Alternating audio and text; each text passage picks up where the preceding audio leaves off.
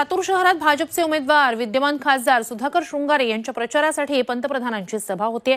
त्यासाठी जय्यत तयारी करण्यात आलेली आहे। संपूर्ण सभास्थळावर त्या ठिकाणी तयारीचा आढावा घेण्यात आलेला आहे। आमचे प्रतिनिधी वैभव बालकुंदे यांनी लातूरमध्ये नरेंद्र मोदी यांची सभा आज होणार आहे। त्यासाठी जवळपास 1 लाख आसन क्षमता असेल अशा ठिकाणची सोय करण्यात आली। आपण पाहू शकता की लातूर शहरातील गरुड चौकामध्ये ही सभा आयोजित केलेली आहे। सुधाकर शृंगारे जे महायुतीचे उमेदवार आहेत त्यांच्या प्रचारार्थ ही सभेचं आयोजन करण्यात आलेलं आहे।